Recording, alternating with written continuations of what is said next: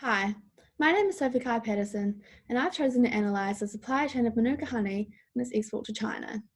My interest in Manuka honey was sparked from enjoying the product from a young age and following the updates of increased regulations within the industry and wanting to further investigate these.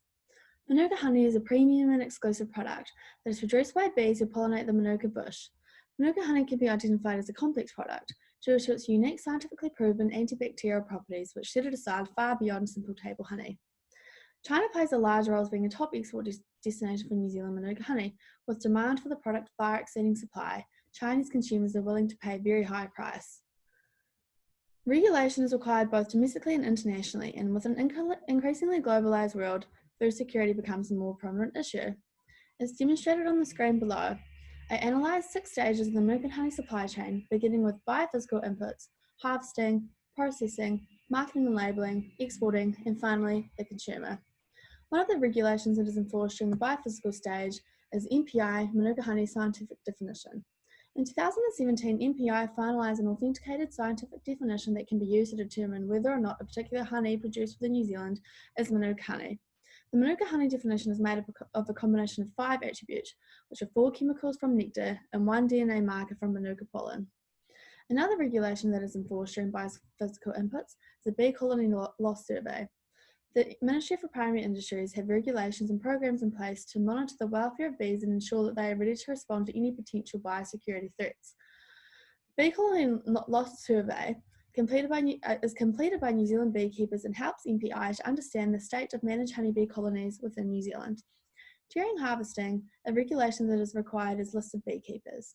Once beekeepers in New Zealand are registered, they are listed amongst other registered beekeepers, which allows a record to be kept of who is producing honey in New Zealand. Listing beekeepers in New Zealand creates a contact base amongst the industry and will improve communication amongst those registered. It also helps to avoid the risks of diseases. Another regulation that is required during harvesting is to provide a harvest declaration form.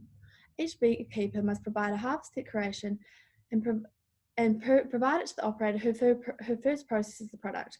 The harvest declaration form is for the purpose of providing information to support fitness for human consumption, product traceability, and suitability. Stage 3 of the Manuka honey supply chain is processing, which is an extremely important stage in the supply chain to enforce regulations to maintain the quality of Manuka honey. A regulation that is enforced during processing is suitable materials for processing. Ensuring that you have suitable equipment and follow strict requirements when processing honey minimises the risk of contamination. Operators must ensure that equipment is durable and able to withstand repeated exposure to uses such as cleaning, sanitizing, heat, and water. Stainless steel is a preferred material for equipment that comes into contact with honey.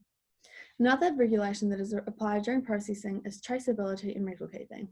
Risk management operators are required to provide evidence of where their products are from and how they've been processed and handled. In export destinations that require an export certificate such as China, eligibility documents are needed to prove that the product has stayed within the risk management program chain. A regulation that is enforced during marketing and labelling is the MPI labelling requirements.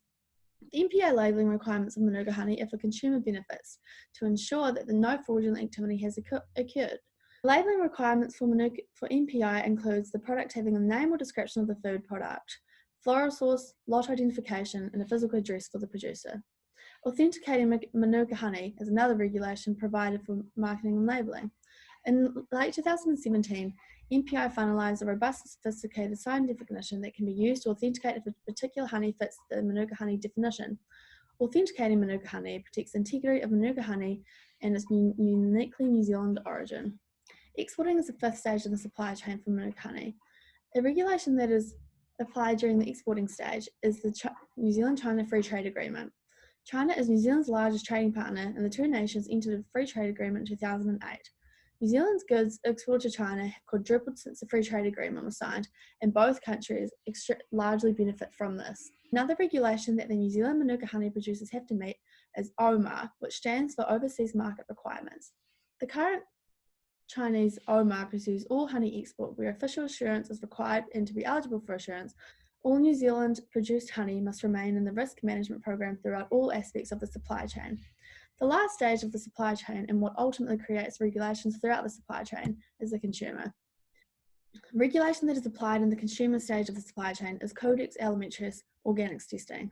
The Codex Alimentarius is a collection of international food standards that includes guidelines for nutrition and health claims, conditions for production, and marketing and labelling. The Commission's ultimate goal is to protect the health of consumers and ensure fair practices in international food trade.